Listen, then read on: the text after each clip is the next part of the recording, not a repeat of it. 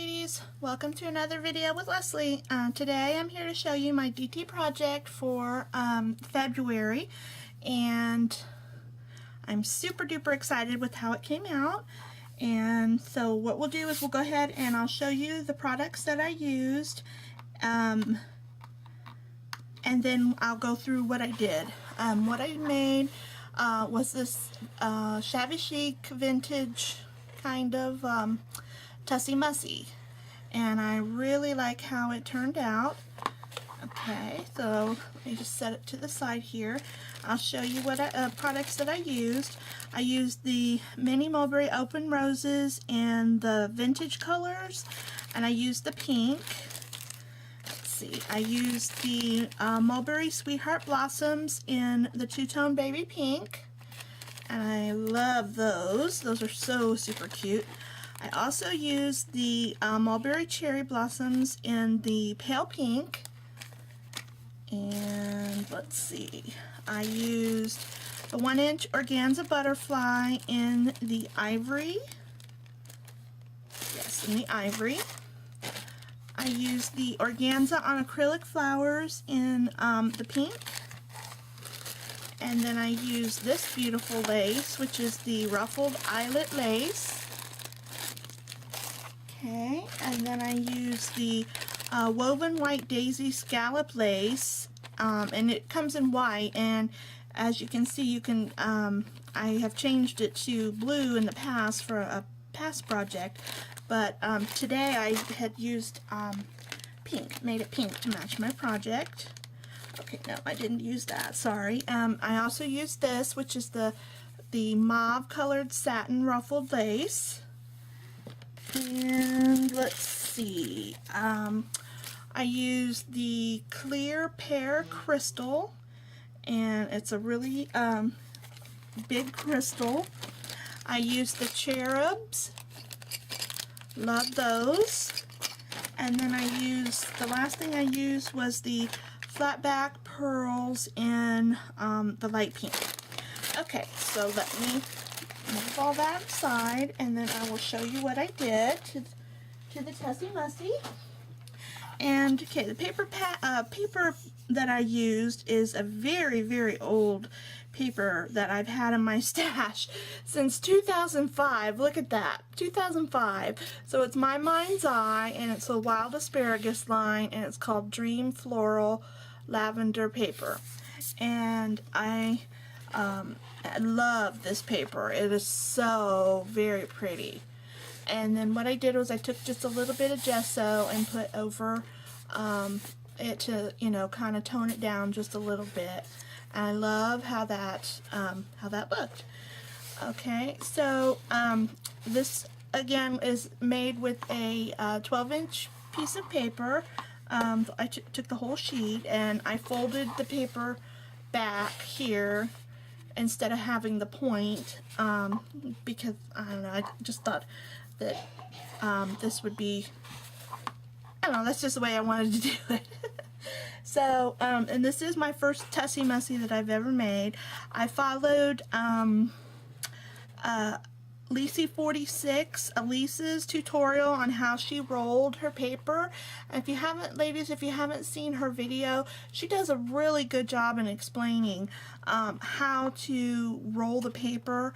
And you know, she said, you know, if you want to like practice before, I didn't even have to practice. I just followed her tips and was able to roll this the first time, and it did really good. And I think the tip she said about doing the top first is really an excellent tip, because then you can always roll it down into the cone part after you get the top the way you want it. So I'll link that video down below so that you can check that out and watch that video to learn how to roll the Tussie Mussie. So let's see, lots of stuff going on here. Let's see, I put this trim right here, and this is the eyelet trim, but it's not from the MBT store. This is some that I had in my stash, because the MBT all she has is the white, and I needed it to be be the ivory color. So fortunately I had a little bit of that in my stash of laces, and so I used that. I used the satin ruffle here in mauve, and then this is another little lace that I had in my stash, and I put that all the way around the edge just to kind of give it a frilly edge instead of just the plain paper. And I like how that turned out. And then on the inside here I used some mauve beaded pearl trim that I had, and to attach my seam binding for the hanger, I just threaded it through one of my ribbon buckles and put a flat back pearl on it, and so it just gives it a little decorative use there instead of it just being plain. And that holds the seam binding in, and this is the Snow White seam binding that MBT carries, and I just used I think it was Victorian Velvet Distress ink to get it the pink color. And then I did this clustering of flowers here, and let me just zoom in a little bit here so you can kind of see. This is one of my homemade roses that I make, and it kind of has the Victorian Velvet ink around the edge. And then here are the pink cherry blossoms, super cute. And then this right here, these two white flowers are I Am Rose's flowers that I had in my stash. And then here's the little the Sweetheart blossoms, and those are just so super cute as little filler flowers. They're just, they fill in. And then here are the little vintage mulberry ones that I used from that one vintage pack. And let's see, I did the same clustering over here on this side. And then here is my cherub, and what I did was I have some, let me see, I had it here. Where did it go? I took some, it's Stampin' Stuff embossing powder, and it's a sunny yellow pastel, but it kind of looked ivory to me, so I thought, well, I'm going to just take that and emboss the little bit, the raised edges on the cherub there. So I like how that turned out. Okay, and then here's where I used that beautiful scalloped lace that Misty has, and then this was some lace that I had in my stash, and I just turned it into a part of the flower. This is the eyelet lace here from MBT, and what I did was I used my Lindy Stamp Gang Opal Sea Oats, and I just colored that because I wanted to incorporate some of the brown throughout the paper through here, so I thought it needed a little bit of light brown in there. A ribbon buckle with the flat back pearl, and then here is the 1-inch organza butterfly, and that's just, I had it landed on the flower there. And then along the edge here I followed, it kind of curves a little bit, the stitching in this lace right here, and I just kind of followed that stitching with the flat back pearls, and that's the light pink flat back pearls.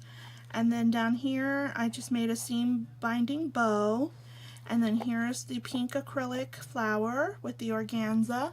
I love these flowers. I only use these flowers on something that I know I'm keeping for myself because I love these flowers.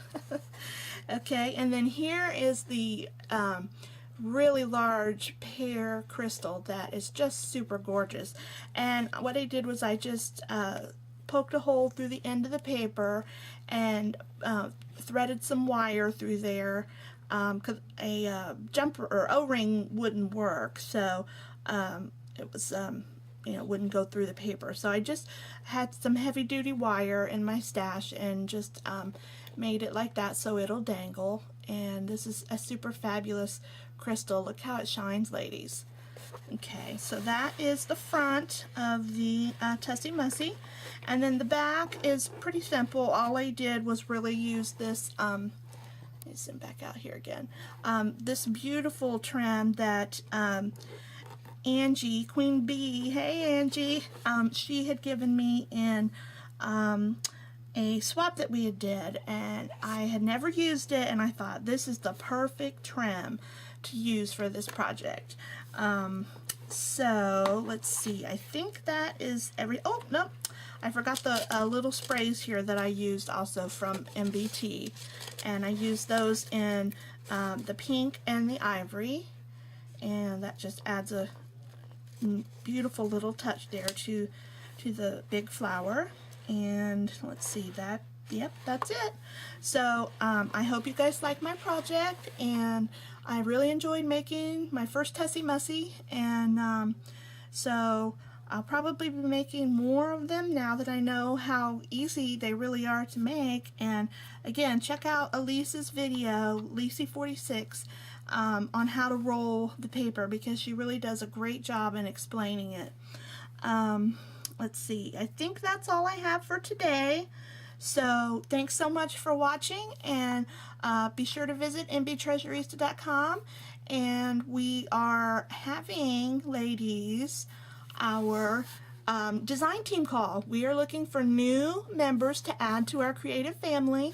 So if you would like to try out, make sure that you check out the MB Treasurista fan page or the MB Treasurista YouTube channel, because there should be a video there Misty put up of everything with all the details on how you can become a member of our creative family.